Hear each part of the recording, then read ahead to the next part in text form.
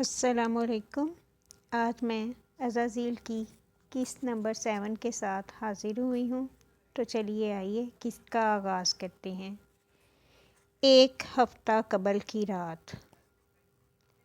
رمیز کے چہرے پر لگتا تھا کسی نے سفید پینٹ پھیر دیا ہو۔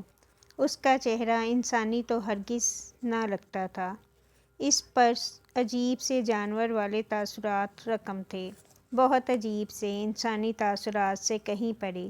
اس کے ساتھ ساتھ قدم اٹھاتے احمد لغاری کی جانب نگاہ اٹھائی۔ وہ دراز قد تھا، لبوں کو ایک سیدھی لکیر میں بند کیے، یوں گویا وہ بولنا جانتا ہی نہ تھا۔ اس کا جسم بے حد مضبوط اور کثرتی لگتا تھا، 35 سالہ بانس جیسا لمبا مرد تھا وہ، سوٹڈ بوٹڈ سا، چوکنا اور سپاٹ۔ وہ انتہائی خاموشی کے ساتھ گھر چلا آیا۔ آج اس کا سامنا جاوید سے بھی نہیں ہوا تھا، وہ اپنے مسائل میں الجھا ہوا تھا۔ اسے جاوید سے کوئی خطرہ لاحق نہیں تھا، اسے جس سے خطرہ لاحق تھا وہ اپنے کمرے میں موجود تھا اور اسے آج جا کر اس سے بات کرنی ہی تھی۔ ہاں، محض بات۔ اس کے دماغ میں کوئی ایسا ویسا خیال اس وقت تک نہیں آیا تھا۔ وہ اندھیر پڑتی یک راہداری سے گزر کر ان کے کمرے تک چلا آیا۔ وہ اپنے بیڈ پر دراز شاید سو رہے تھے۔ رمیز انتہائی خاموشی سے، بنا چاپ پیدا کیے اندر چلا آیا۔ اب وہ ان کے سر پر کھڑا تھا۔ اندھیر کمرے میں محض چاند کی روشنی کھڑکی سے اندر کو گر رہی تھی۔ ایسے میں وہ سفید چہرہ لیے، سرخ آنکھوں کے ساتھ یک ٹک مبین کو تکتا جا رہا تھا۔ وہ بلا شبہ اس سمے انسان نہیں لگ رہا تھا، وہ تو شاید جانور بھی نہیں لگ رہا تھا۔ اس کا مستقل ارتکاز تھا کہ کیا؟ مبین کی آنکھ یک دم ہی کھلی تھی۔ وہ اپنے بستر پر یکدم اٹھ بیٹھے، تھوڑا سا سمٹ کر وہ پیچھے بھی ہوئے تھے۔ انہیں اپنی اولاد سے اس وقت بہت زیادہ خوف محسوس ہوا تھا۔ اس وقت تم میرے کمرے میں کیا کر رہے ہو رمیز؟ ان کی سختی سے کہنے پر رمیز یکدم ہنس پڑا، پھر وہ کتنی ہی دیر تک ہنستا رہا۔ اس کی ہنسی سن کر بھیڑیے کی ہنسی کا گمان ہوتا تھا۔ آپ نے ہمیشہ یہی کیا نا بابا جان؟ مجھ میں اور اس میں فرق کیا؟ مجھے میری فطرت کے باعث ہمیشہ جھٹلاتے رہے اور اسے اس کی نیک طبیعت کے باعث ہمیشہ خود سے قریب کرتے رہے۔ آپ کا کاروبار ہو، زمینیں ہوں، دوست احباب کے حلقے ہوں، اہم رہنماؤں سے ملاقاتیں ہوں، ہمیشہ وہ اہم رہا ہے، ہمیشہ وہی اہم رہتا ہے۔ میں کیوں نہیں؟ اس لیے کیونکہ میں پیدا ہی اس بد نیت سی طبیعت کے ساتھ کیا گیا ہوں۔ کیا اس لیے کہ میں اچائی کا پیکر نہیں رہا؟ کیا اس لیے کہ میں فطری طور پر ایک بدبخت انسان ہوں؟ وہ بولتے بولتے یک لخت ان کے عین سامنے جھکا تھا، پھر اپنی سرخ پوری آنکھیں مبین کی آنکھوں میں گاڑی۔ مبین کا جسم زلزلوں کی زد میں لگتا تھا۔ تم غلط سمجھ رہے ہو رمیز، تم دونوں میرے بیٹے ہو۔ جھوٹ۔ وہ یکدم داڑھ کر سیدھا ہوا تھا، پھر اسی طرح مسکرایا۔ اس کی مسکراہٹ دیکھ کر مبین کو ہر جانب خطرے کی سرخ گھنٹی بجتی ہوئی محسوس ہو رہی تھی۔ جھوٹ نہیں بابا جان، رات کے اس پہر کون جھوٹ بولتا ہے؟ ہاں رمیز، ہم صبح بات کریں گے۔ صبح؟ وہ تو اب کبھی نہیں آنی بابا جان، اب صرف رات ہی رات ہے۔ فضول بکواس بند کرو اپنی اور میرے کمرے سے ابھی باہر نکلو۔ اپنے بھائی کے لیے گڑھا کھودتے، تمہیں شرم نہیں آتی؟ وہ تم پر بھروسہ کرتا ہے، محبت کرتا ہے تم سے، وہ تمہارے احترام میں مجھ سے لڑ پڑتا ہے اور تم جیسا انسان اسے دھوکہ دے رہا ہے۔ بذات؟ ہاں۔ وہ اس ایک لفظ کو بڑبڑا رہا تھا، پھر دانت پیس کر مبین کی جانب دیکھا۔ میں بذات نہیں ہوں، میں کم ذات نہیں ہوں بابا، آپ کا دوسرا بیٹا بس ذات میں اعلیٰ ہے۔ آدم اعلیٰ ہوتا ہے تو اس میں عزازیل کا کیا قصور؟ اسے کیوں اس کی جگہ دیے بغیر ہر شے سے بے دخل کر دیا جاتا ہے؟ وہ ابلیس کبھی نہیں بننا چاہتا تھا، وہ تو اچھا بننے کی کوشش میں ہلکان ہو رہا ہوتا ہے، لیکن پھر وہ آہستگی سے کھڑکی کی جانب پلٹا تھا۔ اس کا چہرہ حد درجہ سفید محسوس ہو رہا تھا، آنکھیں سرخ انگارہ ہو کر دہک رہی تھیں۔ پھر اس کے مقابلے پر آدم آ جاتا ہے، جسے مٹی سے بنایا جاتا ہے، جس میں وہ خصوصیات نہیں ہوتی جن سے عزازیل بہرہ مند ہوتا ہے۔ پھر ہر ایک کے سامنے اسے اونچا کیا جاتا ہے اور عزازیل کو نیچا۔ سب اس کے آگے جھکنے لگتے ہیں۔ عزازیل کی برسوں کی انتھک محنت پر آدم پانی پھیر دیتا ہے۔ یہ کیسا انصاف ہوا بابا جان؟ یہ تو غلط بات ہوئی نا؟ کم ذات انسان! مبین اپنے بستر سے اتر آئے تھے۔ عین اس کے پیچھے کھڑے وہ گرجے تھے۔ خدا کے فیصلوں سے مکر کرنے والے دنیا و آخرت میں ذلت اٹھاتے ہیں، دنیا اور آخرت میں ذلت ان کا مقدر ہوتی ہے۔ وہ عزازیل تھے، انہیں عزازیل ہی رہنا چاہیے تھا۔ ابلیس بننے کا فیصلہ ان کا اپنا ہوتا ہے۔ آدم کی غلطی کہیں نہیں تھی، غلطی عزازیل کی تھی۔ خود کو نیک اور دنیا کی خلافت حاصل کرنے کے قابل سمجھنا کوتاہی ہے، غلطی ہے، جرم ہے، بغاوت ہے، عذاب ہے۔ اور یہ عذاب وہ اپنے لیے خود چنتا ہے۔ جو اپنے مقام کو پہچان لے وہ آدم ہوتا ہے، جو اپنے مقام کو نہ پہچان سکے وہ عزازیل سے ابلیس بن جاتا ہے۔ جو اپنی غلطی کو بھی خدا کے کھاتے میں درج کرنا چاہے وہ عزازیل نہیں رہتا، اس نے عزازیل رہنے کا ہر حق کھو دیا ہوتا ہے۔ اگلے ہی پل وہ تیزی سے پلٹا تھا اور پھر ایک جانب رکھا شیشے کا گلدان اٹھا کر مبین کے سر پر دے مارا۔ خون کے چھینٹے اڑ کر اس کے لباس کو داغدار کر گئے تھے۔ عزازیل ابلیس بننے جا رہا تھا، وہ دنیا کا عذاب اپنی ذات پر مسلط کرنے جا رہا تھا، وہ اپنے لیے ذلت چننے جا رہا تھا، بلکہ وہ ذلت چن چکا تھا۔ مبین اگلے ہی پل چکرا کر زمین پر گر پڑے تھے، سر سے ابلتے بے تحاشا خون پر کپ کپاتے ہاتھ رکھے وہ بے یقین نگاہوں سے رمیز کو تک رہے تھے۔ غلط! یہ سب پلان کا حصہ ہوتا ہے۔ غلط! یہ سب پلان ہوتا ہے، سب کچھ طے شدہ ہوتا ہے۔ آدم کی برتری کے لیے عزازیل کو پیدا کیا جاتا ہے، عزازیل کے ساتھ زیادتی کی جاتی ہے، جیسے آپ ساری زندگی میرے ساتھ زیادتی کرتے رہے ہیں۔ مجھے آدم سے گلہ نہیں، مجھے اس سے نفرت ہے، شدید نفرت۔ وہ سفید چہرہ لیے جھکا اور پھر تب تک ان کے سر پر گلدان مارتا رہا جب تک وہ مر نہیں گئے۔ اس کا لباس خون آلود ہو چکا تھا، ہر جانب خون ہی خون پھیل رہا تھا۔ اس نے مبین کا خون سے بھرا سر دیکھا، پھر ہلکا سا مسکرایا۔ اس کی آنکھوں میں ہلکی سی نمی تھی اور رخسار پر بھی ایک آنسو لڑکا تھا۔ وہ ذہنی مریض لگ رہا تھا۔ سیاہ کمرے کی تاریکی میں ایک عزازیل ابلیس بن گیا تھا، اور جانتے ہیں کیا؟ عزازیل کبھی عزازیل تھا ہی نہیں، وہ ہمیشہ سے ہی ابلیس تھا، بس کسی تنہا پہر میں اس کا روپ یوں واضح ہو جایا کرتا تھا جیسے ابھی اس کا اصل روپ اس گھر کی در و دیوار نے دیکھ لیا تھا۔ اس نے اگلے ہی پل اٹھتے ہوئے اپنے لباس سے خون آلود ہاتھ رگڑے تھے اور پھر وہ احمد کو فون ملاتا کمرے سے باہر کی جانب بڑھ گیا تھا۔ ڈاکٹر ستار سے کہہ کر رپورٹ بدلوا لینا، میں نے جو پھلاوا کر دیا ہے اسے آ کر سمیٹ لو۔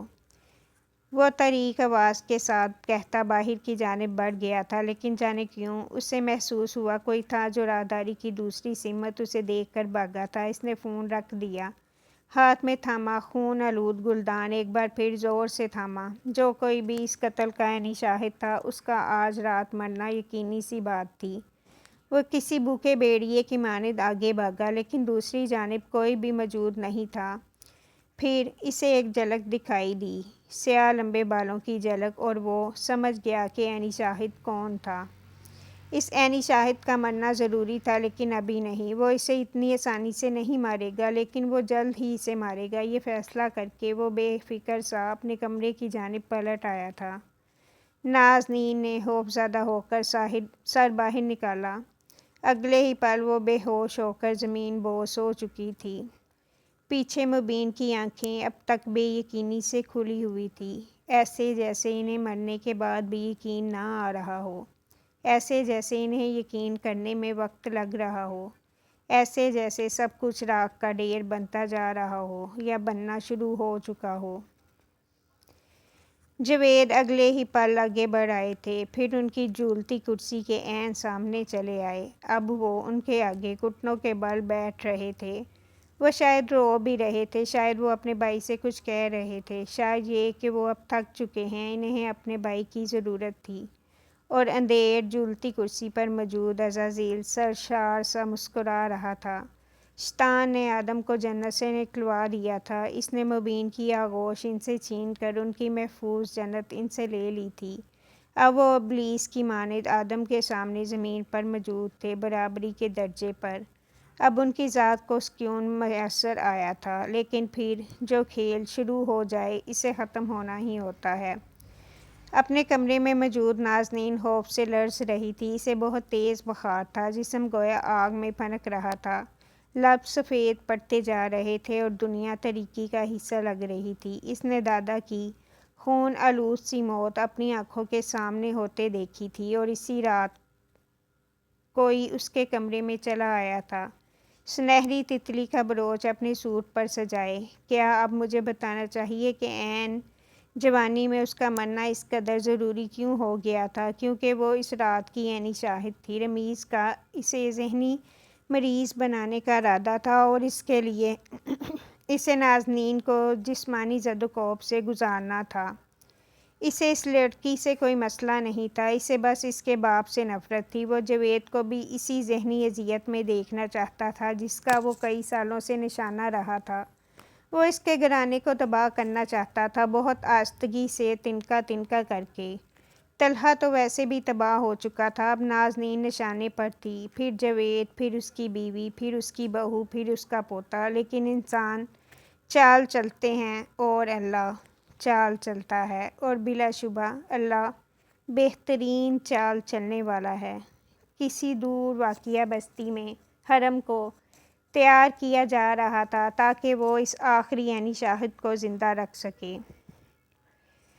سنہرا تتلی والا بروچ اس سیاہ کمرے میں بہت تیزی کے ساتھ چمکا تھا، اس قدر تیزی سے کہ نازنین کی آنکھیں لمحے بھر کو بے نور ہو گئیں۔ وہ چاندنی کے زہر جیسی روشنی تھی، ایسا زہر جو دماغ کے حلیوں میں اگلی کئی دہائیوں تک کے لیے خوف کی جڑوں کو گاڑ دیا کرتا تھا۔ اس کا جسم بستر کے ساتھ پوری طرح چپک کر رہ گیا تھا۔ وہ اٹھنا چاہتی تھی لیکن اٹھ نہیں پا رہی تھی، گویا کسی نے اس کے وجود کو بہت مضبوطی سے بیڈ کے ساتھ باندھ دیا ہو۔ اس نے چلانے کی کوشش کی لیکن آواز کہیں اندر ہی گھٹ کر رہ گئی، تکلیف سوا ہونے لگی، حلق میں گرہیں بننے لگیں۔ اس کا پورا جسم بخار کی حدت سے تپ کر پھنک رہا تھا، یوں گویا اس کے وجود سے آگ کی لپٹیں اٹھ رہی ہوں۔ اگلے کسی بھی انسان کو جھلسانے کے لیے اس کے جسم سے اٹھتی وہ لپٹیں کافی تھیں۔ کسی نے اگلے ہی پل اس کے بالوں کو چھوا تھا، اس کا سانس اندھیرے میں اکھڑنے لگا تھا، آواز اندر گھٹ کر رہ گئی، دشواری بڑھنے لگی، وہ ہاتھ کھردرا تھا۔ اسے اس ہاتھ کی سختی اس لمحے بہت محسوس ہوئی تھی۔ اگلے ہی پل اسے محسوس ہوا جیسے ہاتھ اس کے بالوں سے ہوتا ہوا اس کے سینے تک آ رہا ہو۔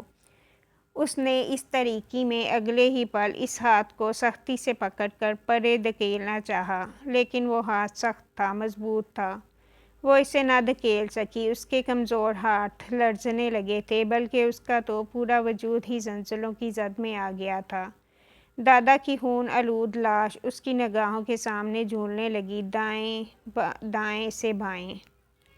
سینے سے ہوتا وہ ہاتھ اب بہت بے دردی سے اس کے جسم پر پھیرا جا رہا تھا، اس کی ساری حیات لمحوں میں ہی ختم ہو گئی تھی۔ اس کی زندگی کی آنے والی ہر خوشی دھول کی نذر ہو گئی، اس کے وجود میں پلتی نسوانیت، اس کی معصومیت میں ہر گزرتے لمحے کچلی جا رہی تھی۔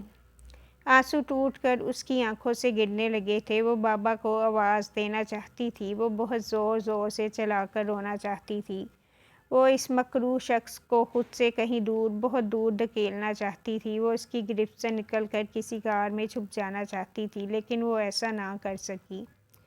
ہر لمحہ عذاب تھا، عذاب کی صورت اس پر اتر رہا تھا۔ وہ شخص بے دردی سے اس کے اوپر جھکا تو وہ چیخ کر اٹھی۔ اپنے معصوم ہاتھوں سے اس نے اسے دور دھکا دینا چاہا تو سنہری تتری کا تیز دھار سا بروچ اس کی ہتھیلی میں کھپ گیا۔ وہ نرم گوشت کے اندر تک پیوست ہو گیا تھا۔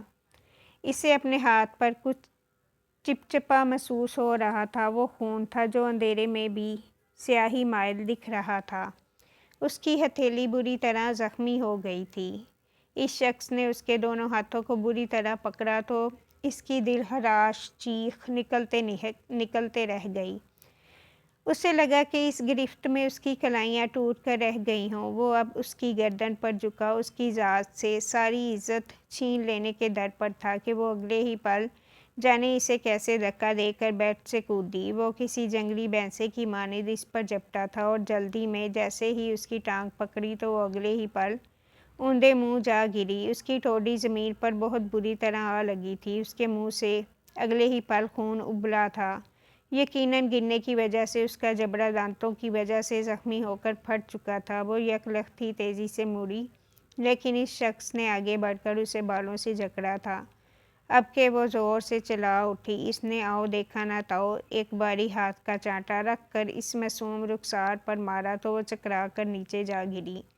ہونٹ پھٹنے کی صورت میں خون پتلی دھار کی صورت بہہ نکلا تھا۔ اس کے کھلے بال خون میں لت پت ہو گئے تھے۔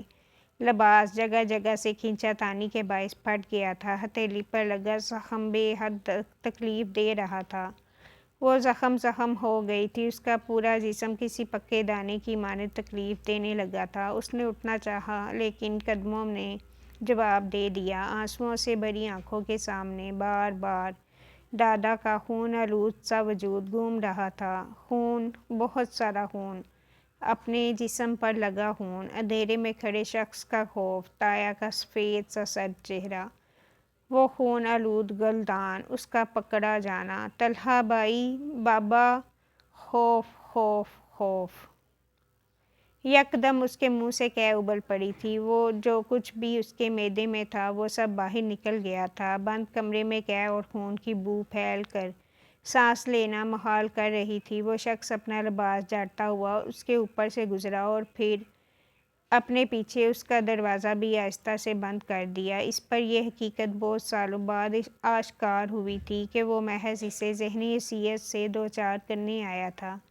وہ کبھی بھی اسے جسمانی زیادتی کا نشانہ نہیں بنانا چاہتا تھا۔ وہ جانے کتنے ہی پہر بے دم سی پڑی رہی۔ سرد سے خوف نے اس کے سارے وجود کو جما کر رکھ دیا تھا۔ اس کا جسم اگلے ہی پل جھٹکے کھانے لگا۔ اس پر خوف شدید طریقے سے حملہ آور ہوا تھا۔ وہ 10 سال کی بچی تھی، محض 10 سال کی، کم سن اور کمزور سی لڑکی، اور وہ 10 سالوں ہی میں کچل دی گئی تھی۔ ہر جانب ایک نہ ختم ہونے والا ڈر پھیل گیا تھا۔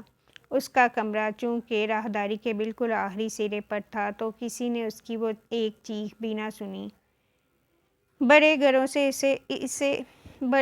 سے اس لمحے جتنی نفرت نازنین نے کی تھی شاید ہی کسی اور نے کی ہو، اور پھر لمحوں کے کئی حصوں میں اس کی آنکھیں بند ہونے لگیں۔ ساری دنیا تاریکی میں ڈوب گئی۔ ختم، دی اینڈ۔ اگلی صبح جب اس کی آنکھ کھلی تو وہ ہسپتال کے سفید بے رونق چھت تلے دراز تھی۔ اس نے گردن دائیں بائیں گھما کر دیکھا۔ وہ شاید جاوید کو تلاش رہی تھی۔ دفعتاً اسے اپنے ہاتھ پر کچھ محسوس ہوا۔ اس نے ہاتھ اٹھا کر دیکھا تو اس میں کئی سوئیاں لگی تھیں۔ اس نے گردن آس پاس گھما کر دیکھا لیکن اس مٹیالے رنگ کے کمرے میں کوئی بھی موجود نہیں تھا۔ اس کا سارا وجود جلنے لگا تھا۔ ہر جانب وہ لمس سلگنے لگا۔ اس نے ہذیانی انداز میں اپنے ہاتھوں سے سوئیاں نوچی، پھر دوڑتی ہوئی واش روم کا دروازہ دھکیل کر اندر داخل ہو گئی۔ سامنے لگے شیشے میں اس نے اپنا چہرہ لمحے بھر کو رک کر دیکھا تھا۔ کس قدر مکروہ چہرہ تھا وہ۔ اس نے پاگلوں کی طرح اپنا چہرہ نوچ ڈالا، پھر وہ اسی طرح آگے بڑھی، شاور چلا کر۔ اب وہ ہسپتال کے گاؤن میں ہی بھیگ رہی تھی۔ وہ شاید رو بھی رہی تھی۔ اس نے اپنی گردن رگڑ ڈالی۔ اپنے ہاتھوں کو اس نے ناخنوں سے رگڑ کر زخمی کر لیا۔ وہ بس صاف ہونا چاہتی تھی۔ وہ اس لمس کو اپنے جسم سے مٹانا چاہتی تھی۔ وہ بس مرنا چاہتی تھی۔ شاید کوئی کمرے کا دروازہ کھول کر اس پر اندر داخل ہوا تھا۔ اس نے توجہ نہیں کی۔ صاف صاف، وہ پہلے کی طرح ہونا چاہتی تھی، صاف، بالکل صاف، معصوم، انچھوئی۔ گردن ہذیانی انداز میں رگڑنے کے باعث اب جلد پھٹ رہی تھی اور ہلکا ہلکا خون بھی شاور کے پانی تلے گرنے لگا تھا۔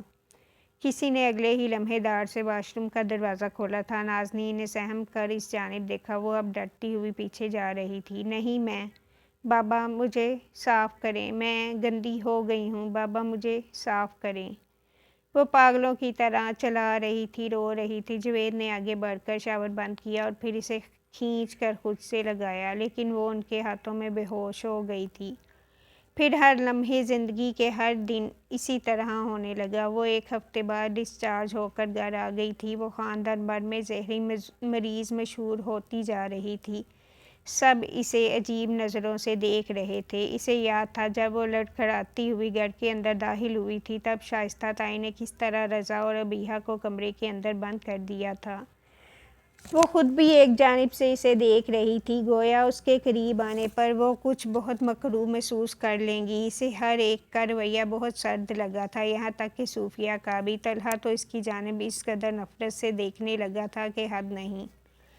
اسے جاوید کمرے تک لائے، پھر اسے بستر پر لٹایا۔ وہ خاموشی سے لیٹ گئی۔ وہ اسے پیار کر کے تسلی دے کر چلے گئے۔ کاش کہ اس کی تسلی کسی چیز سے ہو سکتی۔ اس نے بند دروازے کو دیکھا، پھر آہستہ سے اپنے پیر بستر سے اتارے۔ اب اس کا رخ واش روم کی جانب تھا۔ اب وہ شاور تلے بھیگ رہی تھی۔ اس نے ایک بار پھر سے خود کو ہذیانی انداز میں صاف کرنا چاہا۔ ہاتھوں سے ایک بار پھر سے خون آنے لگا تھا۔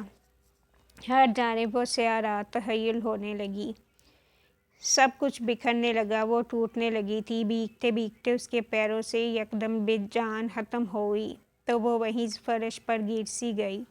اسے اب تک اس فرش کا سرد سا تاثر یاد تھا۔ وہ اس یک شاور تلے اب رو رہی تھی، بہت زور زور سے، چلا چلا کر۔ اس نے اپنے بال نوچ لیے۔ اس نے اپنے ہر عضو بار بار رگڑ ڈالا۔ وہ ذہنی مریض بن رہی تھی۔ وہ ذہنی مریض بنتی جا رہی تھی۔ ایک بار پھر سے اسے محسوس ہوا جیسے جاوید اسے اٹھا رہے ہوں۔ اب وہ اسے لباس تبدیل کرنے کا کہہ رہے تھے اور وہ مردہ وجود لیے لباس تبدیل کرنے لگی۔ اب وہ اسے بیڈ پر ایک بار پھر سے لٹا رہے تھے، اس پر لحاف ڈال رہے تھے، اسے دوائیاں دی گئی تھیں۔ وہ اس کے سرہانے بیٹھ رہے تھے۔ ان کے چہرے پر فکر کی کئی لکیریں پھیلی ہوئی تھیں۔ وہ اپنی معصوم سی نازنین کو اس طرح ٹوٹتا بکھرتا نہیں دیکھ پا رہے تھے۔ 2 ہفتے پہلے تو بابا کی موت کا صدمہ لگا تھا۔ ابھی وہ اس صدمے سے ٹھیک طرح سے نکلے نہ تھے کہ انہیں نازنین کی حالت نے گم کر دیا تھا۔ وہ انہیں 1 ہفتے پہلے اپنے کمرے کی دہلیز پر بے ہوش ملی تھی۔ وہ اسے لے کر ہسپتال بھاگے تھے۔ ڈاکٹرز نے بغور اس کے وجود کا معائنہ کیا اور پھر ایک نگاہ اٹھا کر سامنے بیٹھے جاوید کو دیکھا۔ آپ کی بیٹی کیا ذہنی مریض ہے؟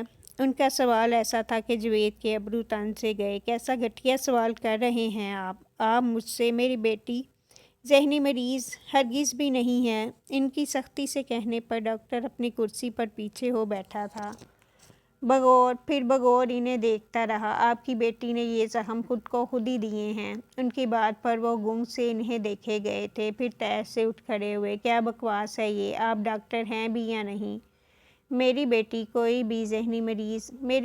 کوئی بھی ذہنی مرض لاحق نہیں۔ وہ بالکل ٹھیک ہے۔ اچھا، اگر وہ ٹھیک ہے تو پھر اس کے جسم پر کسی اور انسان کے ہاتھوں کے نشان کیوں نہیں ملے؟ ایسا محسوس ہو رہا ہے جیسے اس نے اپنا گلا خود دبانے کی کوشش کی ہو، جیسے وہ خود کو اذیت دیتی رہی ہو، ایسے جیسے کسی ذہنی ٹراما کے باعث وہ اس قسم کی کیفیت کا شکار ہو۔ لوسیڈ ڈریم یہ ایک طرح کی ذہنی کیفیت کا نام ہوتا ہے جس میں انسان خواب دیکھ رہا ہوتا ہے لیکن وہ حقیقت ہوتی ہے، وہ حقیقت میں ہوتا ہے لیکن اس کی فعل ایسی ہوتی ہے جیسے وہ خواب میں ہو۔ اس طرح وہ خود کو نقصان پہنچا سکتا ہے، سب کچھ ایسے امیجن کر کے جیسے وہ خواب دیکھ رہا ہو۔ جاوید نے لب بیچ لیے تھے، پھر پھنکارتی آنکھوں سے ڈاکٹر کا چہرہ دیکھا۔ میری بیٹی ذہنی مریض نہیں ہے اور یہ بات میں آپ کو گزار کر چکا ہوں، اس لیے مجھے آپ کے پاس سے اس کا علاج نہیں کروانا۔ میں اسے کسی اچھے ڈاکٹر کو دکھا سکتا ہوں۔ جو دوسرا ڈاکٹر کر سکتا ہے جاوید صاحب۔ وہ میں بھی کر سکتا ہوں۔ وہ جو پلٹنے لگے تھے اگلے ہی پل ٹھہر گئے، پھر گردن پھیر کر چپتی آنکھوں سے ان کا چہرہ دیکھا۔ ڈاکٹر باسط کے چہرے پر پھیلی ہمدردی دیکھ کر ان کے ماتھے پر ابھرے بالوں میں کمی واقع ہوئی تھی۔ کیا مطلب ہے آپ کا؟ اس کا مطلب صاف ہے، آپ کی بیٹی ٹراماٹائز ہوئی ہے، وہ بھی بری طرح۔ آپ کا یہ رویہ اس کے لیے ذہنی بیماریوں کا باعث بن سکتا ہے۔ اس سے کسی اچھے سائیکیٹرسٹ کو دکھائیں۔ مجھے لگتا ہے کہ اب آپ کو حقیقت قبول کر لینی چاہیے۔ کیسی حقیقت؟ بہت پھنسی پھنسی سی آواز نکلی تھی جاوید کی۔ ان کی آنکھوں میں اگلے ہی پل نمی سی گھل گئی تھی۔ یہی حقیقت کہ آپ کی بیٹی مینٹلی ایل ہے۔ یہ آپ جتنا جلدی قبول کر لیں گے اتنا ہی آپ کے اور آپ کی بیٹی کے حق میں بہتر ہوگا۔ میں ایک سائیکیٹرسٹ کو آپ کو سجیسٹ کر رہا ہوں۔ براہ کرم وہاں نازنین کو دکھایا جائے۔ انہوں نے سفید کاغذ پر چند الفاظ گھسیٹ کر ان کی جانب بڑھائے تھے۔ جاوید نے مردہ ہاتھوں سے اس پرچی کو تھام لیا۔ وہ خالی نگاہوں سے ہاتھ میں پکڑے کاغذ کو سر جھکائے دیکھتے رہے۔ ان کی زندگی چند ہی دنوں میں کیا سے کیا ہو گئی تھی۔ ڈاکٹر باسط انہیں تنہا چھوڑ کر باہر کی جانب بڑھ گئے تھے۔ پھر وہ راہداری میں چند قدم چل کر دائیں جانب کو مڑے۔ دائیں سے ذرا آگے چل کر اب وہ بائیں جانب پلٹ رہے تھے۔ ان کی پیشانی پر پسینے کے چند قطرے بخوبی دیکھے جا سکتے تھے۔ خشک پڑتے لبوں پر زبان پھیرتے وہ جوں ہی دوسری جانب کو مڑنے لگے تو ٹھہر سے گئے۔ وہاں احمد کھڑا تھا، سوٹڈ بوٹڈ، لش سا 3 پیس میں سوٹ پہنے، بالوں کو پیچھے جمائے، سپاٹ اور دراز قد، وجیز سا۔ سر، جیسا آپ نے کہا تھا ویسا ہی کیا گیا ہے۔ ڈاکٹر باسط کی زبان میں جانے کہاں سے اس قدر لکنت آئی تھی۔ احمد سرد آنکھیں لیے اس کے عین سامنے آ کھڑا ہوا تھا۔ اس کی آنکھیں اس قدر سرد تھیں کہ ڈاکٹر باسط کو اپنا حلق تک خشک ہوتا محسوس ہوا تھا۔ اگر تمہاری جانب سے کوئی بھی ہمدردی جتائی گئی یا پھر تم نے انہیں اصل رپورٹ دکھانے کی کوشش کی یا پھر کسی بھی طرح تھرڈ وہیل بننے کا سوچا تو وہ جو بچی اسکول میں موجود تیسری جماعت میں پڑھ رہی ہے وہ گھر نہیں پہنچ سکے گی، بلکہ تمہارے لیے ساری زندگی اس کا چہرہ دیکھنا تک محال ہو جائے گا۔ اسی لیے وہ ذرا اور پاس آیا۔ کھردری سی آواز ڈاکٹر باسط کے حواس گم کر گئی تھی۔ اب اس نے اپنے ہاتھوں سے ان کی ٹائی کی گرہ پکڑی تھی، پھر سرد آنکھیں ان پر جما کر اس کی گرہ کو ہلکا سا جھٹکا دیا تو باسط یکدم کھانسے۔ انہیں سانس لینے میں دشواری ہونے لگی تھی۔ آنکھیں بند گرہ پر ابلنے لگی۔ اپنا منہ بند رکھنا، اسی میں بھلائی ہوگی تمہاری۔ اگلے ہی پل اس نے گرہ چھوڑ دی تھی۔ پھر وہ کوٹ کا بٹن بند کرتا ان کے ساتھ سے نکلتا چلا گیا۔ آگے بڑھتے ہوئے ایک لمحے کو وہ ڈاکٹر باسط کے کمرے کے سامنے رکا تھا، پھر دروازے میں لگے گول شیشے سے اندر کو جھانکا۔ وہاں جاوید سر جھکائے اب تک کھڑے تھے، کسی شکستہ حال باپ کا سا روپ لیے۔ اس نے اگلے ہی لمحے نظروں کا زاویہ سیدھ میں پھیرا اور پھر لمبے لمبے ڈنگ بڑھتا راستہ عبور کرتا گیا۔ ٹھنڈی راہداری ویسے ہی سنسان رہ گئی۔ وہ گھر چلے آئے۔ پورا 1 ہفتہ سے وہ آفس نہیں گئے تھے۔ نازنین کی پریشانی اور پھر طلحہ کے ساتھ ہوتے آئے دن کے جھگڑوں نے انہیں نڈال کر دیا تھا۔ وہ اسے سمجھانے کی کوشش کر رہے تھے، وہ اس سے بات کر کے اب ان مسائل کو ختم کرنا چاہتے تھے۔ وہ چاہتے تھے کہ طلحہ ان کی جگہ آفس جائے، وہ ان کی کمی کو پورا کرے، وہ ان کا ساتھ دے۔ یہ بلا شبہ ایک مشکل وقت تھا، لیکن کوئی بھی ان کے ساتھ نہ کھڑا تھا۔ رمیز نے تو ایک سے دوسری دفعہ نازنین کے بارے میں پوچھنا تک گوارا نہ کیا تھا۔ شائستہ آپ اپنے بچوں کو نازنین سے دور رکھا کرتی تھی۔ وہ خود بھی صوفیہ کی طرف چکر لگانے سے گریز برت رہی تھی۔ انہیں سب دکھ رہا تھا، وہ اندھے نہیں تھے کہ ان کے رویوں کو سمجھ نہ پاتے۔ جانے کیوں اچانک ہی انہیں مبین کا بہت فکر مند سا چہرہ نظر آیا تھا۔ کیسے وہ ان کے لیے پریشان تھے، کیسے وہ انہیں رمیز کی جانب سے خبردار کر رہے تھے۔ کیا یہ وہ کڑی سے کڑی ملانے کی کوششیں کرتے، لیکن ہر کڑی کہیں نہ کہیں سے ٹوٹ جاتی۔ ایک سرا دوسرے سے جڑنا چاہتا لیکن قاصر رہتا۔ اگلے ہی پل وہ صوفے پر سیدھے ہو بیٹھے تھے، کیا وہ اپنے بھائی پر شک کر رہے تھے؟ کیا وہ اپنے ساتھ دینے والے بھائی پر شک کی نگاہ ڈال رہے تھے؟ انہوں نے اپنا سر دونوں ہاتھوں سے میں گرا لیا۔ کچھ سمجھ نہیں آ رہا تھا۔ روح بوجھ تلے دبی تھی اور سانسوں میں پھیلی بے چینی اب رگوں پے میں سرایت کرتی جا رہی تھی۔ اسی لمحے صوفیہ کمرے میں چلی آئی تھی، پھر فکر مندی سے ان کے برابر آ بیٹھی۔ جاوید نے یوں ہی چہرہ اٹھا کر انہیں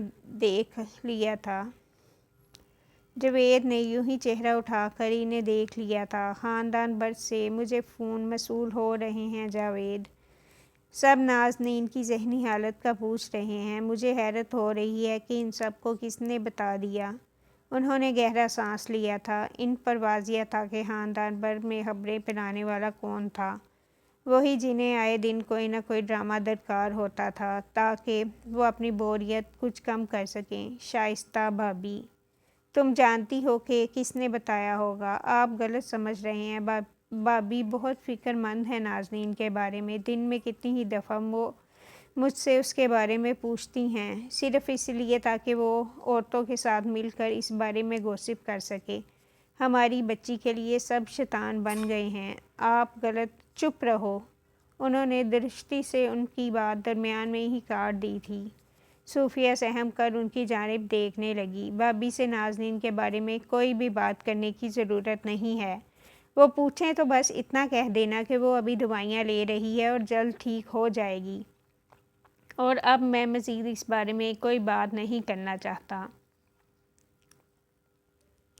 وہ یکدم اٹھ کھڑے ہوئے تو صوفیہ ان کے رویے پر ہکدک بیٹھی رہ گئی۔ اسی لمحے کمرے کا دروازہ کھٹکھٹایا گیا تھا، پھر دروازہ کھولے شمسا نمودار ہوئی۔ اس کا رنگ اڑا ہوا تھا اور حالت غیر لگ رہی تھی۔ یہ تمہیں کیا ہوا؟ وہ بی بی، وہ ارم باجی، طلحہ بھائی نے انہیں مارا ہے تو وہ بے ہوش ہو گئی ہیں۔ اور وہ اگلے ہی پل ہڑبڑا کر باہر کی جانب بھاگی تھی۔ جاوید جو ڈریسنگ روم کی جانب بڑھ رہے تھے اگلے ہی پل جھٹکے سے پلٹے، پھر باہر کی جانب بھاگے۔ ارم کے کمرے کی حالت ناقابل بیان تھی۔ ہر جانب ٹوٹے بکھرے کانچ، الٹی پڑی کرسیاں، پھٹے ہوئے استر، پھیلاوا، اور ان ٹوٹے کانچوں پر گری ارم۔ وہ میز سے تھی اور اس کی حالت اس سمے حد درجہ پیچیدہ ہو گئی تھی۔ ان کے گھر پر اس سے زیادہ قیامت نہیں آ سکتی تھی، کیونکہ ارم مر گئی تھی اور وہ وجدان کو جنم دے گئی تھی۔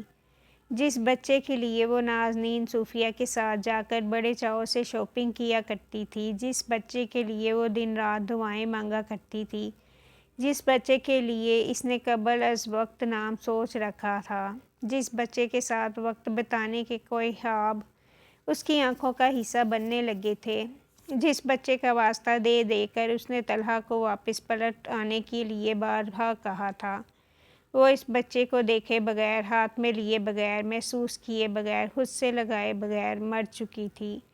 وہ مر گئی تھی اور اس کے مرتے ہی جاوید کا گھرانہ تنکا تنکا بکھر چکا تھا۔ وہ 2 ہفتوں میں اس گھر کا دوسرا جنازہ تھا، انتہائی سرد، بھیانک اور خاموش۔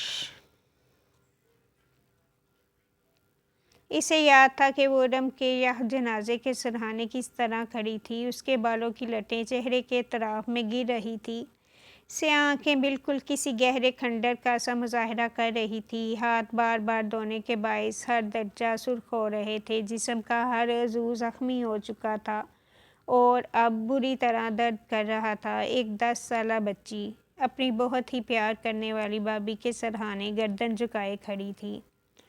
وہ بہت چھوٹی تھی، دکھنے میں بے حد کمزور، چھونے پر ٹوٹ جانے والی، نازک، قابل رحم، قابل ترس۔ جنازے کے اطراف میں براجمان لوگ بکھلائے بکھلائے سے دکھ رہے تھے۔ اس دفعہ جنازے میں لوگوں کی تعداد بھی کافی کم تھی، یہاں تک کہ ان کے خاندان کے اہم لوگوں نے بھی آنا گوارا نہیں کیا تھا۔ وہ سب اس گھرانے سے خوفزدہ ہو گئے تھے۔ یہ گھرانہ تو آسیب زدہ لگتا تھا، ان پر کسی گہرے سیاہ علم کا ورق چڑھا محسوس ہوتا تھا۔ وہ سب ذہنی بیمار دکھائی دینے لگے تھے۔ شائستہ بھی ارم کی اچانک موت پر خوفزدہ ہو گئی تھی۔ ان کے گوسپ کرنے کے لیے بہت اچھے مواقع درکار تھے، لیکن اب یہ بات اب گوسپ سے کہیں زیادہ سنجیدہ ہوتی جا رہی تھی۔ وہ رمیز سے گھر بدلنے کا کہتی تو وہ انہیں بے حد بری طرح جھٹک دیتے۔ اس ساری کارروائی، اس گھر، اس کاروبار، ایک دنیا پر حکومت کرنے کی چاہ اور جاوید کو سسک کر مرتا ہوا دیکھنے کی جلستی خواہش، وہ یہ سب اپنی بیوی کے کہنے پر نہیں کر سکتے تھے۔ وہ بھلا اپنی عمر بھر کی ریاست پر آخر لات کیسے مار سکتے تھے؟ البتہ خاندان بھر میں اپنے بھائی کو ذلیل کروانے اور اس کے گھرانے کو منحوس ثابت کرنے کا عہد وہ بخوبی نبھا رہے تھے، کیونکہ اب ان کی ایک بیٹی نفسیاتی امراض میں مبتلا ہو رہی تھی، ایک بیٹا نشے کا اس حد تک عادی تھا کہ اس نے ایک جان لے لی تھی، پھر ان کے گھرانے میں کچھ ہی دن پہلے مبین انصاری کا خون آلود سا وجود بھی موجود رہا تھا۔ اب ایک اور بچہ بھی جاوید کے گھرانے کا حصہ بن گیا تھا۔ وہ بچہ اب اپنی ماں کے سرہانے رکھا گیا تھا، سفید سے لباس میں لپیٹ کر۔ وہ اتنا چھوٹا، پیارا اور کمزور تھا کہ اسے دیکھ کر ہی جلتی ذات کو قرار آنے لگتا تھا، قرار جس کے ساتھ بے سکونی کا عنصر ہمیشہ چمٹا رہتا تھا۔ وہ رات بہت سیاہ تھی، ایک چلتی پھرتی، خوش اخلاق سی پیاری لڑکی اس دنیا سے جا چکی تھی۔ اس نے خالی خالی نگاہوں سے جنازہ اٹھتے ہوئے دیکھا۔ اندر موجود 10 سالہ لڑکی اپنی ذات میں اندر ہی اندر لرز رہی تھی۔ اس کی ہتھیلیوں میں پسینہ آ گیا تھا، پیشانی پر پسینے کی کئی بوندیں ابھر آئی تھیں۔ صوفیہ کھنڈر سا وجود لیے ایک جانب بیٹھی ہوئی تھی۔ جاوید کے جسم سے تو کسی نے خون کا آخری قطرہ بھی نچوڑ لیا تھا۔ وہ حد درجہ سفید لگ رہے تھے۔ ان کی ذات سے واقعی خون کا آخری قطرہ تک سمٹ گیا تھا۔ 2 دن بعد جب طلحہ لڑکھڑاتا ہوا گھر میں داخل ہوا تو جاوید نے آگے بڑھ کر ایک زوردار تماچا اس کے رخسار پر رسید کیا تھا۔ وہ چونکہ نشے میں تھا، سو کھوکھلا وجود لیے پیچھے کی جانب گرا۔ ساتھ ہی وہ منہ سے گالیاں بھی نکالتا جا رہا تھا۔ وہ شاید جاوید کو دیکھ کر کچھ بک بھی رہا تھا۔ شائستہ تائی اپنے پورشن میں نمودار ہوئی۔ نازنین یک پٹی ریلنگ کے ساتھ آ کھڑی ہوئی۔ اسے یاد تھا کہ اس کے ہاتھ اس رات بے حد لرزش کا شکار تھے۔ اس کی کمزور ٹانگیں کانپ رہی تھیں، خلق خشک ہو رہا تھا۔ صوفیہ کے ہاتھ میں وجدان تھا۔ وہ بھی کمرے کے دروازے میں کھڑی تھی، کئی آنسو ٹوٹ کر ان کی آنکھوں سے گرے تھے۔ رضا بھی سہما سہما سا اپنی ماں کے پیچھے آ کھڑا ہوا تھا۔ میرا پیچھا چھوڑ دو سب۔ لیکن جاوید اسے نہیں سن رہے تھے۔ وہ اس پر جھکے اور پھر اسے تب تک مارتے رہے جب تک ان کے ہاتھوں سے جان نہ ختم ہو گئی۔ وہ نشے میں تھا، اس کی آنکھیں سرخ انگارہ ہو رہی تھیں۔ یکدم اس نے جاوید کو دھکیلا تو وہ لڑکھڑا کر پیچھے ہوئے۔ ان کا پورا وجود زنجیروں کی زد میں تھا۔ طیش کی شدت اس قدر تھی کہ ان کا چہرہ سرخ بھبوکا ہو رہا تھا اور آنکھیں زخمی سی انگارہ رنگ دے رہی تھیں۔ او بدبخت انسان، اللہ تجھے غرق کرے، اللہ کا کڑا عذاب نازل ہو تجھ پر طلحہ۔ ان کی بد دعاؤں میں آسمان سے زمین تک ایک لرزش گزری تھی۔ صوفیہ نے منہ پر ہاتھ رکھ لیا۔ ان کے آنسو بے تحاشا ہو کر گرنے لگے تھے۔ نازنین کی آنکھیں بل بل بہنے لگیں۔ شائستہ دم سادے ساری کارروائی تک رہی تھی۔ تو اپنی بیوی کا قاتل ہے اور ایک قاتل کو میں اپنے گھر میں برداشت نہیں کر سکتا۔ میں کبھی ایک قاتل، بدبخت اور حرام پینے والے کے ساتھ ایک چھت تلے نہیں رہ سکتا۔ کچھ ہی دیر میں پولیس آنے والی ہے تجھے گرفتار کر کے لے جانے کے لیے، اور یہ ایک آخری داخلہ تھا تیرا اس گھر میں طلحہ۔ آج سے تیرا باپ تیرے لیے مر گیا، آج سے طلحہ انصاری اپنے باپ کے لیے غرق ہو گیا۔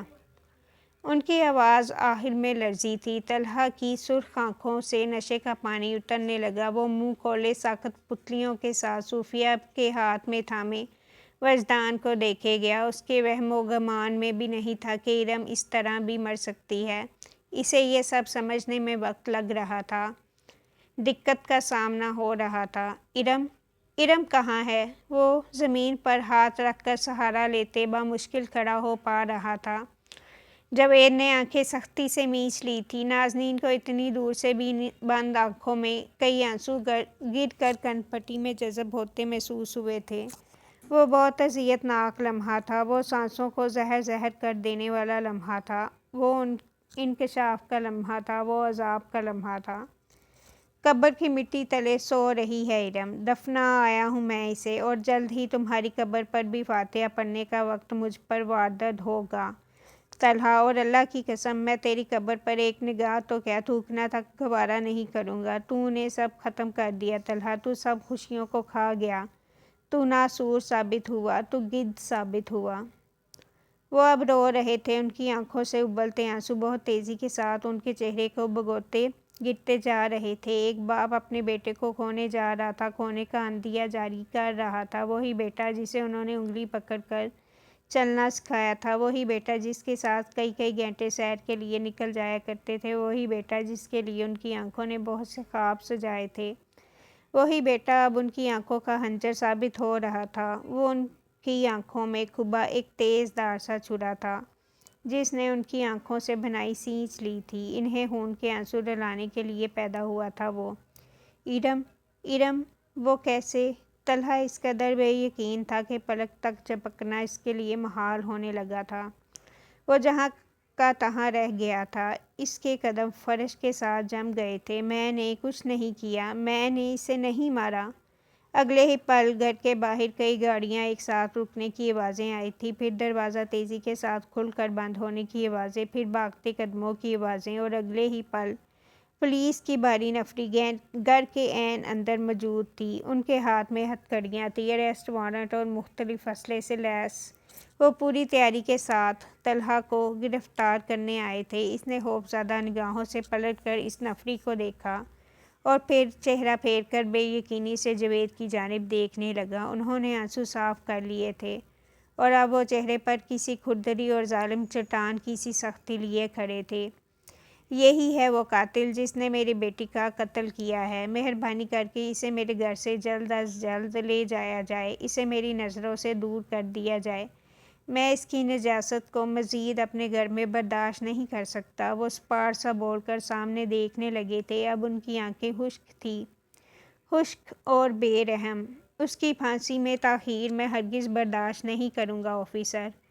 اسے تختہ دار پر لٹکایا جائے اور اس کے چہرے پر کسی بھی سیاہ کپڑے کو ڈالنے سے پرہیز کیا جائے۔ میں وہ ایک آخری اذیت اس کی آنکھوں میں دیکھنا چاہتا ہوں۔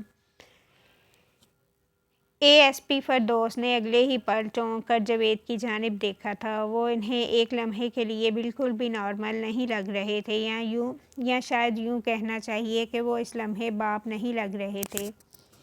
اگلے ہی پل پولیس اہلکار اب طلحہ کو ہتھکڑیاں لگا رہے تھے۔ وہ اپنا ہاتھ چھڑا رہا تھا، چلا رہا تھا۔ ارم کی موت پر اس کی بے یقینی اب تک ہلوڑے لے رہی تھی۔ اسے جیسے یقین نہیں آ رہا تھا کہ یہ سب ان چند دنوں میں ہو گیا، لیکن یہ سب ہو چکا تھا۔ پھر اس قدیم سے ظالم گر نے طلحہ کی گرفتاری بھی دیکھی، اس کا ویلا، اس کا قیامت مچانا بھی دیکھا۔ اگلے چند لمحات میں سب کچھ سمٹ چکا تھا، گھر خالی ہو گیا تھا، سب ختم ہو گیا تھا، راکھ کا ڈھیر، خلاص، تباہ۔ جاوید نے اپنے قدموں کا رخ اپنے کمرے کی جانب پھیرا تھا، پھر وہ اپنے پیچھے بند دروازہ بند کر گئے تھے۔ صوفیہ دہلیز پر ہی بیٹھتی چلی گئی تھی، ان کے آنسو وجدان کے معصوم چہرے پر برابر گرتے جا رہے تھے۔ وجدان بھی رونے لگا تھا، شائستہ کی آنکھوں میں بھی ہلکی سی نمی چمکی تھی، نازنین ریلنگ کے ساتھ ہی جمی رہ گئی تھی۔ اس کی آنکھیں رو رو کر تھکن زدہ لگ رہی تھی، اس کا پورا وجود ہی اندیکھی سی تھکن سے چور ہو رہا تھا۔ گھرانے تباہ ہو جائیں تو ان سے اذیت ناک کوئی وقت نہیں ہوا کرتا۔ وہ وقت بھی اس قدر ظالم اور ہر قسم کے رحم سے خالی تھا۔ اسٹڈی میں راکنگ چیئر پر اب کوئی جھول رہا تھا، اس کا چہرہ مسکرا نہیں رہا تھا، آنکھیں بے تاثر تھیں، وجود کھنڈر سا لگ رہا تھا۔ کیا انتقام لے لیا گیا تھا یا ابھی کوئی اور تباہی باقی تھی؟ ان کی جھولتی کرسی ایک دم کو تھم سی گئی۔ اپنے اور جاوید کے بچپن کی ایک بہت پیاری یاد ان کی نگاہوں میں بسیرا کیا تھا، تب جب وہ بابا کے سامنے ہمیشہ ان کی حمایت کیا کرتے تھے۔ ان کے سینے میں ایک شدید تکلیف کی لہر سر اٹھایا تھا۔ ابلیس میں عزازیل کی باریک سی جھلک دکھائی دے رہی تھی، لیکن پھر اگلے ہی پل دل پر جمی سیاہی غالب آ گئی، سفیدی گل گئی، عنقا ہو گئی۔ انسان کا اصل اس کے سراب پر حاوی ہو گیا۔ کرسی ایک بار پھر سے جھولنے لگی تھی، اور پھر ابلیس کی نشانی یہ ہوتی ہے کہ وہ ہر حد پار کر جاتا ہے۔ اس کی قابل ترس بات یہ ہوتی ہے کہ وہ اپنی ہر غلطی کا قصوروار خدا کو ٹھہراتا ہے، اور پھر وہ انسان کو آمادہ کرتا ہے کہ وہ اسے درست اور حق بجانب مانے، اور بہت سے انسان پھر اسے حق بجانب تسلیم کر لیتے ہیں، اور پھر وہ بھی ابلیس بن جاتے ہیں، شیطان کا روپ۔ انسانوں میں سے کچھ ایسے جو شیاطین ہیں۔ اے لوگو، خبردار رہو، شیطان کے جال میں مت پھنسو، اور انسان کے خیالات کو مینوپولیٹ کر دیتا ہے۔ حقیقت سراب لگنے لگتی ہے، اور سراب حقیقت۔ پھر پھل کھا لیا جاتا ہے اور جنتیں چھین جاتی ہیں، انسان بے لباس ہو جاتا ہے، جیسے ابھی رمیز بے لباس ہوتے جا رہے تھے۔ کمرے کی فضا میں بہت سے آنسوؤں کی نمی تھی، اور وہ ایسے آنسو تھے جو بہائے نہیں جاتے تھے۔ جاوید بیڈ پر چت لیٹے سرخ پڑتی آنکھوں سے چھت کو تکتے جا رہے تھے۔ اندھیرے میں جھولتی کرسی اب کہ تیزی اختیار کرتی جا رہی تھی۔ یہ جنگ تھی، ایسی جنگ جس کا انت بہت بھیانک اور سیاہ تھا۔ یہ جنگ آدم سے شروع ہوئی تھی، اور اس جنگ کو انسانوں کی بقا تک زندہ رہنا تھا۔ انصاری ہاؤس میں پہلے کبھی اس قدر بھیانک خاموشی نہیں پھیلی تھی جیسی اس سمے پھیلتی جا رہی تھی۔ ہر در و دیوار میں سیاہی گھلنے لگی تھی۔ اس گھر کی دیواریں زہر آلود ہو گئی تھیں، یوں گویا کسی نے اس کی بنیادوں میں نفرت کا زہر گھول کر اسے کھڑا کیا ہو، ایسی نفرت جو جہنم کی سیاہ گھاٹیوں میں جا کر ہی ختم ہو سکتی تھی۔ اس نفرت کا دنیا میں تو کم از کم کوئی راستہ واضح نہیں تھا۔ اس کے خوفناک کھیولے بڑھتے جا رہے تھے۔ وہ اب ہر لمحہ پیر سمیٹ کر گھٹنوں سے لگائے رکھتی تھی، سختی سے اپنے آس پاس ہر لمحہ چوکنا رہنے لگی تھی۔ ایک رات کا عذاب اب اس پر ہر رات مسلط رہنے لگا تھا۔ اکثر راتوں میں ڈر کر وہ جاوید کے کمرے کی جانب بھاگنے لگتی تھی۔ اسے خاندان کے ہر مرد کی آنکھ بہت چبھنے لگی تھی۔ اسے سیشنز بھی ساتھ ساتھ جاری تھے، لیکن ماہر نفسیات کا کہنا تھا کہ اس کی رہائش تبدیل کرنا ضروری تھا۔ وہ اس گھر میں بیمار ہوئی تھی، وہ اس گھر میں سے حجاب نہیں ہو سکتی تھی، وہ اس گھر سے خوفزدہ ہو گئی تھی۔ اسے ہر بند دروازے کے پار سے اپنی چیخیں سنائی دینے لگتی تھیں۔ رمیز اور شائستہ نے بالکل ہی جاوید کی جانب سے رخ پھیر لیا تھا، وہ ان کے لیے نہ ہونے کے برابر ہو چکے تھے، اور جاوید کو اب رہ رہ کر مبین انصاری کی ایک ایک بات یاد آنے لگی تھی۔ آفس میں بھی سب لوگ جاوید سے کھینچے کھینچے رہنے لگے، اور جاوید کو بنا معلوم کیے اندازہ تھا کہ وہ کس کے جانبدار تھے۔ وہ سب اب طاقتور سے رمیز کے ساتھ شانہ بشانہ کھڑے تھے، اور سب اب کمزور سے جاوید کے ساتھ کھڑے ہونا اپنی توہین سمجھتے تھے۔ نازنین کی بڑھتی ذہنی اذیت کے پیش نظر انہیں اپنے باپ کا گھر چھوڑ دینا ہی مناسب لگا تھا۔ وہ مزید اس گھر میں رہ کر اپنی اولاد کو پاگل ہوتا ہوا نہیں دیکھ سکتے تھے۔ وہ کسی پوش علاقے میں گھر تلاش کر رہے تھے، لیکن گھر بڑے تھے، ان کے اندر کئی کمرے تھے اور ضرورت سے زیادہ جگہ تھی۔ نازنین ایسی جگہوں سے خوفزدہ تھی۔ اسے چھوٹا گھر چاہیے تھا جس میں وہ جب بھی چلا کر اپنے والدین کو آواز دے تو وہ اسے سن سکیں۔ رانا عبید کے کہنے پر وہ ان کے محلے چلے آئے۔ سفید ستونوں والا کچے برآمدے سے سجا یہ گھر بہت اچھی حالت میں تھا، صاف ستھرا اور ان کی ضرورت کے عین مطابق۔ وہ اپنے گھرانے کے ساتھ اس گھر میں منتقل ہو گئے۔ رانا صاحب ان کے والد مبین انصاری کے جگری دوست تھے۔ وہ اسی لیے جاوید سے بھی خاص گہری الفت رکھا کرتے تھے۔ جاوید کو بھی ان میں مبین کی شبیہ دکھائی دیتی تھی۔ وہ ان کے ساتھ بے حد سکون محسوس کیا کرتے تھے۔ اس گھر میں منتقلی کے اگلے ہی دن انہیں معلوم ہوا کہ طلحہ جیٹ توڑ کر بھاگ چکا ہے۔ یہ ان کے گھرانے کے لیے بہت بڑا جھٹکا تھا۔ صوفیہ امید لگائے بیٹھی تھی کہ شاید وہ ان کے گھر چلا آئے ان سے ملنے، لیکن وہ نہیں آیا، وہ کبھی واپس نہیں آیا۔ جاوید ٹوٹ چکے تھے، لیکن وہ اپنی بیمار بیٹی کے لیے زندہ رہنا چاہتے تھے، وہ اپنے پیارے سے پوتے کے لیے جینا چاہتے تھے۔ انہوں نے اس گھر سے نکلتے وقت بس ایک آخری دفعہ رمیز کی اسٹڈی کا رخ کیا تھا۔ انہیں لگا کہ شاید وہ اپنے بھائی کو روک لیں، شاید وہ انہیں کہہ دیں کہ میں تمہارے ساتھ اس کٹھن وقت میں کھڑا ہوں۔ انہیں رمیز کی مالی مدد درکار نہیں تھی، انہیں رمیز کا شفیق سایہ درکار تھا، وہ جس جلستی دھوپ میں گھسیٹ لیے گئے تھے۔ انہیں بس اس دھوپ میں کسی شجر کا گمان درکار تھا، لیکن رمیز گمان کا سا کام بھی سر انجام نہیں دینا چاہتے تھے۔ وہ ان سے بیزار تھے، وہ ان کے فیصلوں پر راضی تھے۔ غیروں کی طرح انہیں بھی گھر چھوڑ کر جانے والے فیصلے پر کوئی اعتراض نہیں تھا۔ میں جا رہا ہوں بھائی۔ وہ کوئی کتاب سامنے کھولے پڑھ رہے تھے۔ ان کی آواز میں لمحے بھر کو خفیف سی گردن اٹھائی اور پھر اگلے ہی پل گہرا سانس لے کر اس بات میں سر ہلا دیا۔ یہی ان کا رد عمل تھا، یہی ان کا جواب تھا۔ خدا حافظ بھی نہیں کہیں گے بھائی؟ اور ان کے حلق میں یہ کہتے ہوئے بے حد خوفناک سا پھندہ لگا تھا۔ وہ آنسوؤں کا پھندہ تھا، بچپن کی مٹی سے پیاری یادیں ان کے آس پاس رقص کرنے لگی تھی۔ وہ رمیز سے پیار کرتے تھے، وہ ان کے چھوٹے بھائی تھے، لیکن ان کا سرد رویہ دیکھ کر انہیں اپنی کمر ٹوٹتی ہوئی محسوس ہوئی تھی۔ یہاں سے جانے کا فیصلہ تمہارا اپنا ہے۔ غیر جانبدار سی آواز اسٹڈی کی سرد فضا میں گونجی تھی۔ ماتھے پر بے شمار بال لیے وہ اب بھی مصروف سے کتاب ہی کی جانب متوجہ تھے۔ چلتا ہوں، خدا حافظ بھائی۔ کچھ لمحات انہیں گیلی آنکھوں سے دیکھنے کے بعد وہ واپس پلٹ آئے تھے۔ رمیز نے ان کے جانے کے بعد ایک نگاہ اٹھا کر بند دروازے پر ڈالی اور پھر سے کتاب کی جانب متوجہ ہو گئے۔ یہ ان کے لیے اس سے زیادہ دلچسپ نہیں ہو سکتا تھا۔ اور پھر اس رات ایک مرد اپنے باپ کی قبر پر بیٹھ کر پہروں تک روتا رہا تھا۔ ان کی کہانی کا آغاز تو کبھی اتنا اداس نہیں تھا، لیکن پھر اس کا انجام کیوں اتنا بھیانک دکھائی دے رہا تھا۔ وہ بچوں کی طرح چہرہ چھپائے رو رہے تھے۔ انہوں نے مبین کو کھو دیا تھا اور شاید اب وہ اپنے بھائی کو بھی کھو چکے تھے۔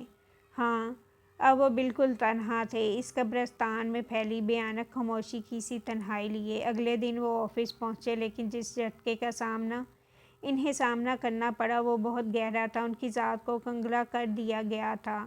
وہ آخری جھٹکا تھا۔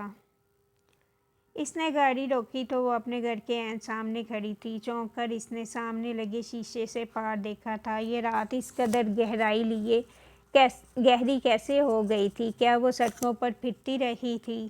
یک لخت ہی اسے اپنے رخساروں پر کچھ گیلا سا محسوس ہوا تھا۔ اس نے چونک کر اپنے رخسار چھوئے، وہ بھیگے ہوئے تھے۔ وہ روتی رہی تھی، کیا وہ سارا رستہ رو رہی تھی؟ اس نے ہتھیلیوں کی پشت سے گال رگڑ کر صاف کیے اور دروازہ کھولے باہر چلی آئی۔ گھر کے کچے صحن میں وجدان پھولوں کے پاس مٹی برابر کر رہا تھا۔ اسے وہ سفید لباس میں لپٹا چھوٹا سا گڈا یاد آ گیا۔ وہ چھوٹا سا پیارا گڈا اب کتنا بڑا ہو گیا تھا، اس کا ارتکاز ہی تھا کہ وجدان نے اگلے ہی پل چہرہ اٹھا کر اسے دیکھا اور حیران سا اٹھ کھڑا ہوا۔ پھر سیاہ آنکھیں تیزی سے چپکائی، لب آپس میں مس کیے، غصہ ابلنے لگا۔ کہاں تھی آپ اتنی دیر تک؟ اس کی دادا ابا والی تفتیش پر وہ نہ چاہتے ہوئے بھی مسکرائی تھی، پھر اسے جواب دیے بغیر آگے بڑھ آئی۔ وہ اس کے پیچھے لپکا تھا۔ کہاں تھی آپ؟ میں کتنا پریشان ہو رہا ہوں کب سے آپ کے لیے پھپھو۔ ہم نے محض رشتے کی بات کی تھی، ہم نے شادی کی تاریخ طے نہیں کر دی تھی۔ اور فون کہاں ہے آپ کا؟ کچھ اندازہ بھی ہے کہ میں کس قدر پریشان ہو رہا ہوں سارا دن آپ کے لیے؟ اور اس کے لفظ اگلے ہی پل ٹوٹ کر رہ گئے تھے۔ وہ آگے بڑھ کر اسے گلے لگا چکی تھی۔ وجی کا منہ اد کھلا رہ گیا تھا اور سیاہ آنکھیں ایک ہی نقطے پر ساکت رہ گئی تھیں۔ پھپھو، وہ اس کی بہت کمزور سی لرزتی آواز ابھری تھی۔ آنکھوں میں آنسو جمع ہونے لگے، حلق میں کچھ اٹکنے لگا تھا۔ وہ اس سے الگ ہوئی، پھر مسکراہٹ دبا کر اس کا چہرہ دیکھا، گو کہ اس کی آنکھیں اب تک رونے کے باعث گیلی ہو کر چمک رہی تھیں، لیکن وہ پھر بھی مسکرا رہی تھی۔ کسی ایک کو تو مسکرانا ہی ہوتا ہے نا، وہ کیوں نہ سہی؟ میرے خلاف جاؤ گے تو یہ سب برداشت کرنا ہی پڑے گا تمہیں، اس نے بے نیازی سے کہہ کر شانے اچکائے تھے، پھر پلٹ کر اپنے کندھے پر ٹنگا پرست کرسی پر ڈالا، پیر چڑھا کر اوپر تخت پر بیٹھی۔ بہت تھکا دینے والا دن تھا۔ اسے یوں گھر کی پرسکون شام میں بیٹھنا سکون دے گیا تھا۔ میں کیسے نہیں سمجھ سکتا آپ کو پھوپھو، ہمیشہ سے میں آپ ہی کے ہاتھوں بلی جو ہوتا آیا ہوں۔ مجھے تو اب اس کی عادت ہونی چاہیے، لیکن ظلم کی عادت اب کوئی کیسے ڈالے؟ ظلم کی نہیں۔ وہ اس کے ساتھ تخت پر خفا خفا سا بیٹھ گیا تھا۔ نازنین ہلکا سا آگے ہوئی، اس کے ماتھے پر بکھرے بالوں میں ہاتھ پھیر کر انہیں مزید بکھیرا۔ صرف پھپھو کے ظلم کی عادت ڈال لو وجی، مزے سے کہا۔ بہت اچھا طریقہ ہے ویسے اپنا چوڑن بھیجنے کا، اس نے جل کر کہا تو وہ اب کے ہنسی دباتی پیچھے ہو بیٹھی۔ اسی پہر داخلی دروازے سے صوفیہ اندر داخل ہوئی تھی۔ اسے تخت پر بیٹھا دیکھ کر ٹھٹک سی گئی، پھر پاس چلی آئی۔ سفید چادر کے حالے میں لپٹا ان کا سراپا آج بھی دمکتا تھا۔ اتنی دیر کہاں لگا دی نازو؟ کم از کم فون کر کے ہی اطلاع کر دیا کرو۔ میں اور وجدان سوکھ گئے تھے انتظار میں۔ اس نے مسکرا کر ان کی جانب دیکھا تھا۔ کل کی بدمزگی کہیں کھو گئی تھی۔ وہ بے حد نارمل لگ رہی تھی۔ اسے نارمل دیکھ کر صوفیہ اور وجدان نے پرسکون سی سانس خارج کی تھی۔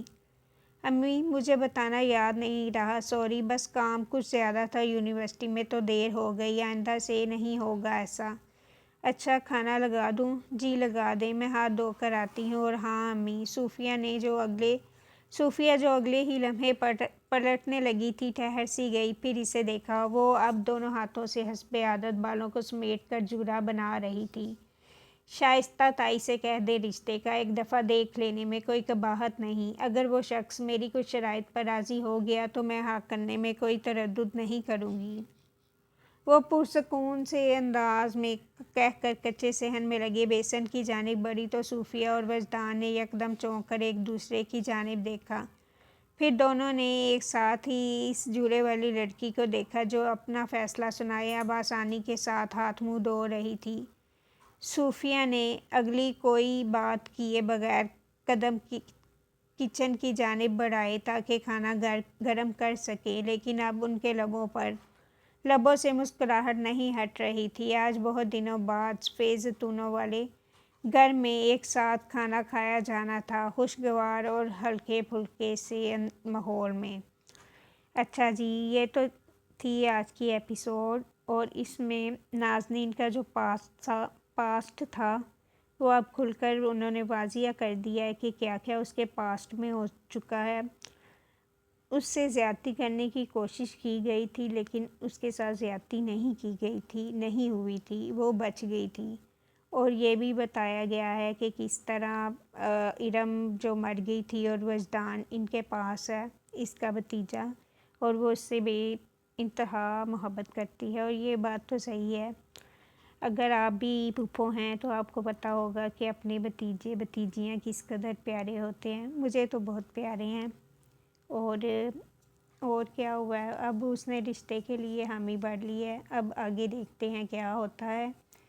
تو چلیں، ہوتی ہے اگلی قسط میں ملاقات، رکھیں دعاؤں میں یاد۔ اللہ حافظ۔